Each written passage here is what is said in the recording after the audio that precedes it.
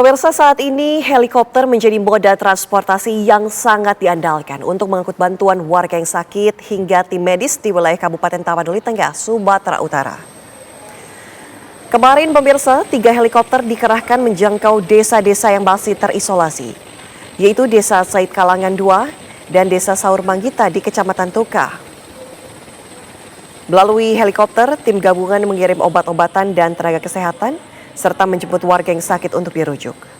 Pasien kemudian dibawa untuk dirawat di Rumah Sakit Umum Daerah Pandan.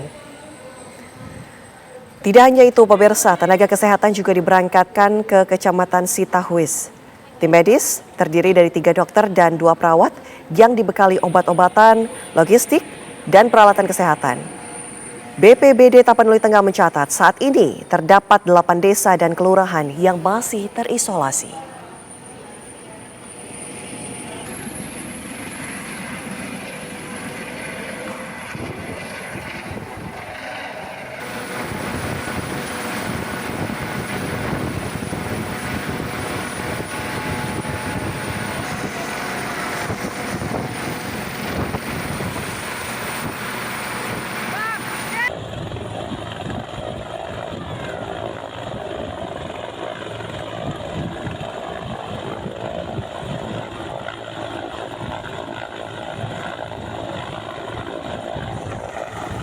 Pemirsa, kami akan hadirkan informasi terkini langsung dari wilayah-wilayah di Sumatera dan juga di Aceh. Sudah ada rekan kami Rindi Salsabila di Kapalokoto Padang, Sumatera Barat, serta sudah ada rekan kami Alvin yang berada di Aceh Tabiang, Aceh. Pertama kita ke Rindi terlebih dahulu yang berada di Kapalokoto. Silakan Rindi, informasi terkini dari Anda. Ya, selamat pagi Ana dan juga pemirsa. Berkaitan dengan 3 pekan pasca banjir bandang dan longsor di Sumatera Barat, memang kemarin pada tanggal 18 Desember 2025, Presiden Prabowo Subianto melakukan kunjungan keduanya ke Sumatera Barat dan ia pun mengunjungi sejumlah titik begitu ya di Sumatera Barat, yang mana pertama adalah di Kabupaten Agam, tepatnya di SD Negeri 5 Kayu Pasak, yang mana di sana Presiden Prabowo Subianto bertemu dengan sejumlah pengungsi, yang mana ketika mengunjungi dan menyapa warga begitu ya, Presiden Prabowo Subianto menjanjikan kepada warga bahwa hunian sementara atau huntara di Kabupaten Agam akan selesai dalam kurun waktu 1 bulan begitu pemirsa. Dan juga dari Presiden Prabowo Subianto yang didampingi oleh sejumlah Menteri Kabinet Merah Putih seperti Mensesnek Prasetyo Hadi, lalu juga ada Menteri SDM Bahlil Lahadalia, lalu juga ada Menteri Dalam Negeri Tito Karnavian begitu. Ia mengungkapkan bahwa untuk kondisi warga di Agam, tepatnya di pengungsian SD Negeri 5 Kayu Pasak, ini sudah membaik meskipun kondisinya masih memprihatinkan begitu. Dan Presiden Prabowo Subianto juga sempat meninjau hunian sementara atau huntara begitu ya untuk proses pembangunannya, dan dari Presiden Prabowo Subianto pun akan menargetkan rumah huntara tersebut akan selesai dalam waktu 1 bulan. Lalu dari Kabupaten Agam, Presiden Prabowo Subianto pun bergeser ke Jembatan Bailey di Kabupaten Padang Pariaman untuk meninjau bagaimana progres pembangunan salah satu dari 4 jembatan prioritas yang harus dibangun di Sumatera Barat. Memang kami sebenarnya sempat mengunjungi Jembatan Bailey tersebut pada kurang lebih 3 atau 4 hari yang lalu ketika kami mengunjungi, yang mana itu dibangun oleh TNI. Memang untuk progresnya sudah berlangsung sekitar 80% begitu untuk jembatan sepanjang 30 meter tersebut. Namun ketika Presiden Prabowo Subianto mengunjungi, memang untuk jembatan tersebut sudah selesai karena progresnya memang berlangsung selama kurang lebih 16 sampai 17 hari. Lalu dari Jembatan Bailey Kabupaten Padang Pariaman, Presiden Prabowo Subianto pun bergeser ke Lembah Anai di Kabupaten Tanah Datar, Sumatera Barat. Di situ, Presiden Prabowo Subianto meninjau bagaimana proses perbaikan jalan Lembah Anai yang merupakan salah satu jalan yang vital di Sumatera Barat. Yang mana diketahui pemirsa, untuk Lembah Anai itu merupakan jalan yang menghubungkan antara Kota Padang dan Kota Bukit Tinggi via Lembah Anai, dan itu juga merupakan salah satu jalur mudik bagi para perantau di Sumatera Barat, dari perantau Sumatera Barat ataupun warga Sumatera Barat itu sendiri.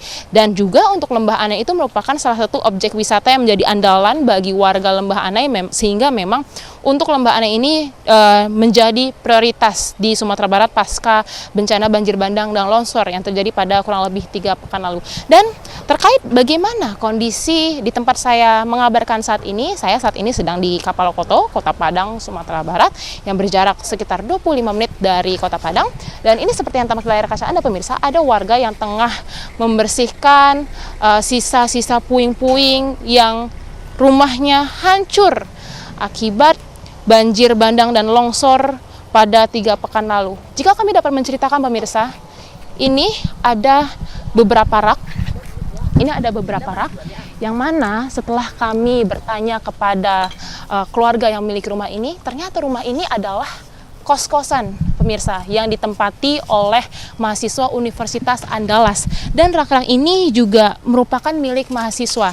Dan kalau kami dapat ceritakan, untuk rumah ini sebenarnya terdiri atas 2 tingkat pemirsa, yang mana tingkat pertama ini adalah ditinggali oleh keluarga, dan untuk yang lantai kedua ini ditinggali oleh mahasiswa begitu. Dan pemirsa, saya akan mengajak Anda untuk mendekat begitu untuk melihat. Dan ini depan saya ini adalah tampaknya sebuah kursi begitu ya, sebuah kursi di ruang tamu yang sudah hancur tak terlihat. Lalu juga di sebelah sana ada bantal pemirsa, ada bantal milik mahasiswa, lalu juga ada jam dinding. Dan tadi kami juga mendapatkan informasi bahwa untuk barang-barang dari mahasiswa ini sudah tidak terselamatkan pemirsa. Dan untuk mengetahui lebih lanjut bagaimana dampak dari kos-kosan di Kapalokoto ini, saya akan mengajak Anda untuk berbincang secara langsung dengan keluarga dari pemilik kos, Bapak Hendrik. Selamat pagi Bapak. Selamat pagi. Izin Bapak boleh mendekat ke arah sini Bapak? Ya, baik. Pak Hendrik, bagaimana kabarnya pada pagi hari ini? Alhamdulillah sehat. Sehat. Ya. Bapak, ini sekarang kan kita lagi di rumah salah satu kos-kosan gitu ya, bagi belasan mahasiswa Universitas Andalas. Mungkin boleh tolong ceritakan Pak, sebelumnya ini bangunan apa dan waktu hancurnya ini bagaimana kejadiannya Pak? Ini awalnya ke rumah ini tingkat 2, kos-kosan di atas, di bawah juga ada kos-kosan, dan tante juga tinggal di bawah. Di sekitar jam 10 Jumat jam 10 pagi ini roboh, dihantam kayu gelondongan seperti itu. Di bawahnya tiang di situ dihantam, langsung roboh semuanya. Lalu Pak, saat kejadian ini para penghuni lagi di mana Pak? Apakah ada korban jiwa? Karena kita lihat di sini kan ada 2 tingkat ambruk jadi rata dengan tanah. Ada korban jiwa nggak Pak? Alhamdulillah korban jiwa nggak ada, cuman korban barang-barang semuanya tidak dapat diselamatkan. Kalau untuk mahasiswa anak-anak kos kami selamat semua, cuman barang-barangnya nggak ada yang selamat satupun. Kalau begitu, kalau Bapak sendiri, kalau boleh tahu, Bapak pasca bencana itu rumahnya terdampak nggak? Dan Bapak tinggal di mana sekarang? Sekarang kami ngungsi tempat ada kos-kosan yang kami yang nggak kena. Kami ngungsi ada 5 kakak di sana. Jadi ngumpul semua satu keluarga di sana. Kalau untuk kondisi keluarga Bapak sekarang bagaimana Pak? Alhamdulillah sehat semuanya. Iya. Bapak, terakhir Pak, harapan Bapak begitu ya, ini kan kampung Bapak dari kecil begitu ya. Apakah Bapak ada harapan khusus bagi pemerintah untuk Kapalokoto? Untuk pemerintah kami harap dari masyarakat semua, masyarakat berharap semua untuk segera dapat untuk membangun lagi bantuan untuk rumah kami yang bisa kami tinggalkan kembali.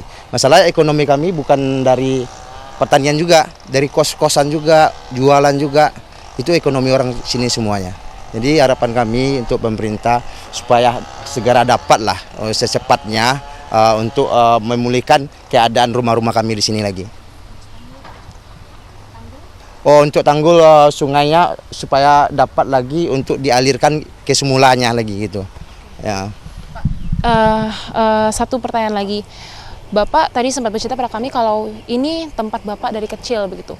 Kalau memang ada kesempatan untuk diperbaiki, dipulihkan kembali, Bapak pengen pindah nggak Pak? Apalagi kan ini rawan ya Pak, sekarang gitu ya, untuk sekarang. Gimana Pak? Kalau pindah, saya rasa untuk masyarakat sini nggak ada yang mau ya. Sebab orang-orang di sini lahir di sini, udah dari neneknya di sini, nggak mungkin ditinggalkan rumahnya di sini, pindah ke tempat yang lain. Pak Hendrik, terima kasih banyak atas waktu dan kesempatannya. Semoga Bapak dan sekeluarga segera bisa mendapatkan kehidupan yang layak kembali dan bisa beraktivitas seperti sedia kala, dan semoga sehat selalu Bapak. Terima kasih banyak Bapak. Ya, selamat beraktivitas kembali. Ya pemirsa, oh ya Ibu, terima kasih.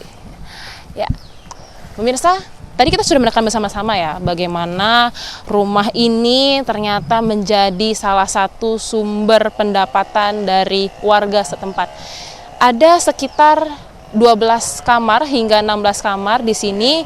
Banyak mahasiswa Universitas Andalas yang tinggal di sini, namun sayangnya untuk barang-barang mereka sudah tidak ada begitu. Dan berdasarkan data dari RT setempat begitu ya, setidaknya ada 76 rumah yang terdampak di Desa Gunuang Nago, Kapalokoto, Kota Padang, Sumatera Barat. Sementara demikian laporan dari kami, Ana. Kembali ke studio.